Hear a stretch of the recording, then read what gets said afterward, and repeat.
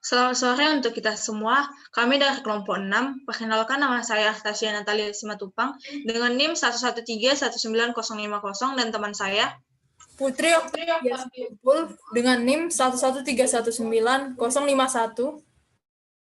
Dan saya sendiri Joshua Hyandra S. Pangasibuan dengan NIM 113191029.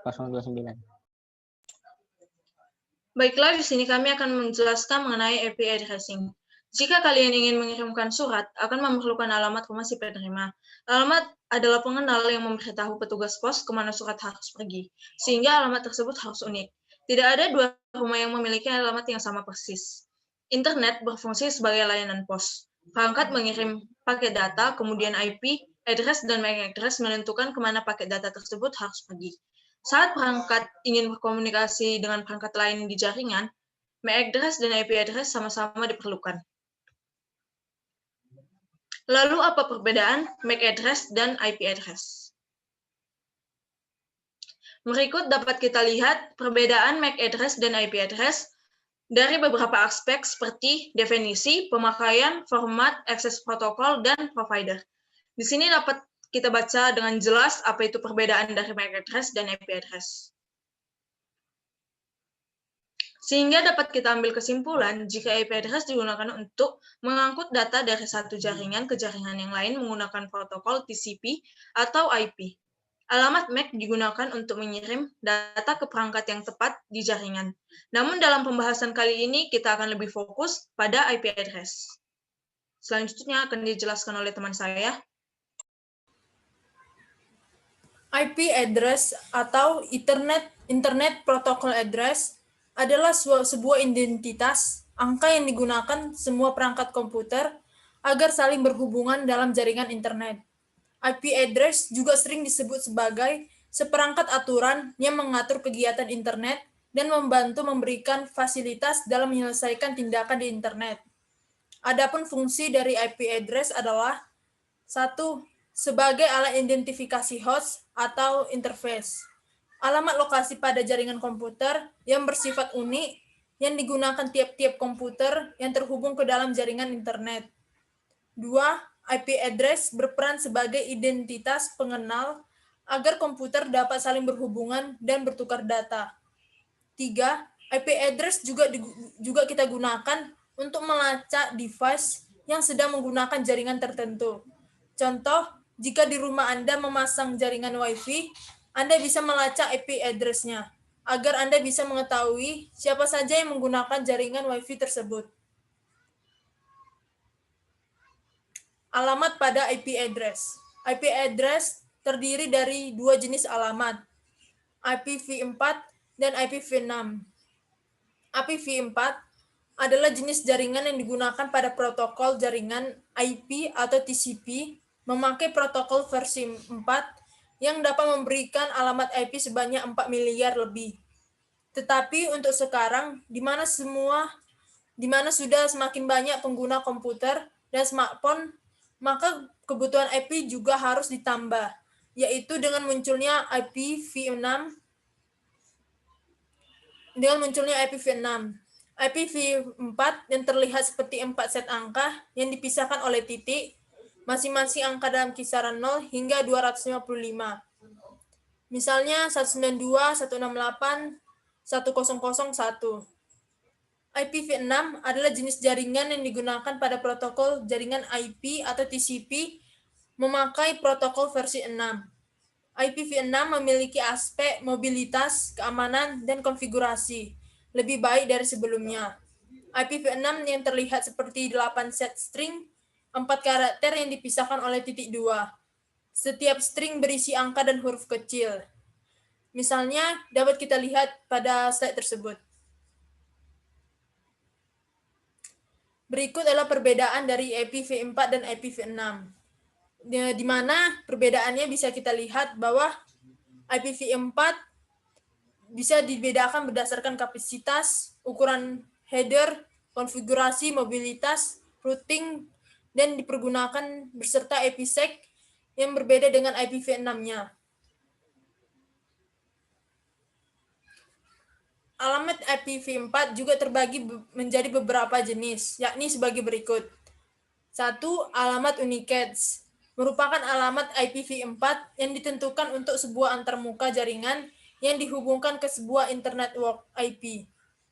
Alamat Unicats digunakan dalam komunikasi point-to-point atau one-to-one. Kedua, alamat Broadcast merupakan alamat IPv4 yang didesain agar diproses oleh setiap node IP dalam segmen jaringan yang sama. Alamat broadcast digunakan dalam komunikasi one to everyone. Ketiga, alamat multicast merupakan alamat IPv4 yang didesain agar diproses oleh satu atau beberapa node dalam segmen jaringan yang sama atau berbeda. Alamat multicast digunakan dalam komunikasi one to many.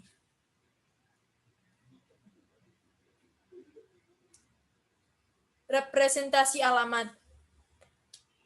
Representasi alamat akan dijelaskan oleh teman saya Joshua.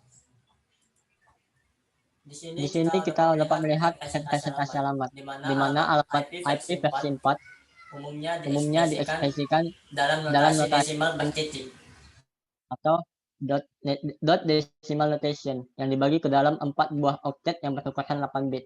Alamat IP yang dimiliki oleh sebuah host dapat dibagi dengan menggunakan subnet mask jaringan ke dalam 2 buah bagian, yakni yang pertama adalah network identifier atau NetID atau network address atau yang biasa disebut dengan alamat jaringan yang digunakan khusus untuk mengidentifikasi alamat jaringan di mana host berada. Network identifier juga harus bersifat unik dalam sebuah internet network. Alamat network identifier tidak boleh bernilai 0 atau 255. Yang kedua adalah host identifier atau host ID atau host address atau biasa disebut juga dengan alamat host yang digunakan khusus untuk mengidentifikasikan alamat host di dalam jaringan. Nilai host identifier juga tidak boleh bernilai 0 atau 255 dan harus bersifat unik di dalam network identifier di mana ia berada. Selanjutnya, ada IP versi 4 dibagi ke beberapa kelas seperti yang kita lihat dalam tabel berikut. Ada kelas A, B, C, dan D. Nah, masing-masing kelas itu memiliki rentang. Yang pertama, kelas A itu rentangnya 1 sampai 126, kelas B 128 sampai 191, kelas C 192 sampai 223, kelas D 224 sampai 239, dan kelas E 240 sampai 255. Untuk kegunaannya dapat dilihat pada tabel berikut. Perbedaan masing-masing kelas pada IP versi 4 juga dilihat oleh jumlah hostnya, di mana kelas A adalah IP versi 4 yang memiliki jumlah host terbanyak, sementara kelas E adalah IP versi 4 yang digunakan sebagai eksperimental untuk menentukan network ID dan host ID. Di sini kelas A, alamat unicast kelas A diberikan untuk jaringan berskala besar. Nomor urut bit tertinggi di dalam alamat IP kelas A selalu diset dengan nilai 0. Kelas A mengizinkan untuk memiliki hingga 126 jaringan dan 16.777.214 host setiap jaringannya. Alamat dengan oktet awal 127 tidak diizinkan karena digunakan untuk mekanisme IPC atau Inter-Process Communication di dalam mesin yang bersangkutan. Untuk kelas B, alamat unicast kelas B dikhususkan untuk jaringan skala menengah hingga skala besar. Kelas B dapat memiliki 16.384 network dan 65.534 host untuk setiap networknya. Kelas C, alamat IP unicast kelas C digunakan untuk jaringan berskala kecil. Kelas ini memungkinkan pembuatan total 2.097.152 buah network dan 254 host untuk setiap networknya. Kelas D, alamat IP kelas D disediakan hanya untuk alamat-alamat IP multicast, sehingga berbeda dengan 3 kelas di atas. Kelas ini digunakan untuk keperluan multicasting. 4 bit pertama atau 110, bit-bit berikutnya diatur sesuai keperluan multicast group yang menggunakan IP address ini. Dalam multicasting tidak dikenal adanya network bit dan host bit. Kelas E, alamat IP kelas E disediakan sebagai alamat yang bersifat eksperimental atau percobaan dan dicadangkan untuk digunakan pada masa depan. 4 bit pertama selalu diset kepada bilangan biner 111.28 dan 28 bit sisanya digunakan sebagai alamat yang dapat digunakan untuk mengenali host.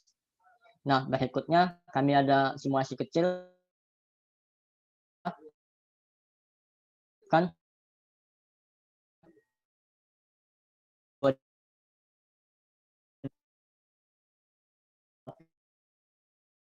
sendiri kita lihat di sini belum ada API konfigurasinya.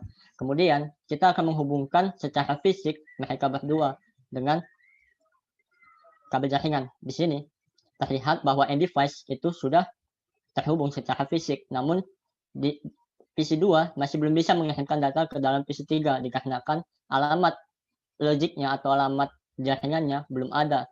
Nah, alamat jaringan itu adalah IP address. Maka di sini kita akan membuat atau mengeset alamat IP address. Di sini kami ambil contoh yaitu 197. Ini kalau adalah IP address kelas C 197, 167, 9 dan 1 dengan subnet mask-nya 255, di mana subnet mask tersebut adalah subnet mask untuk IP versi 4 kelas C. Nah, di sini jika kita sudah mengeset IP address kepada PC 3, namun apakah kedua PC ini sudah bisa saling berkomunikasi? Jawabannya tidak. Kita akan mencoba untuk mengirimkan beberapa paket melalui ping ke alamat IP address ini dari PC 2. Maka kita ping IP address alamat yang PC 3, di mana PC 3 197, 167, 9 dan 1. Nah, terlihat tidak ada respon dari PC 3.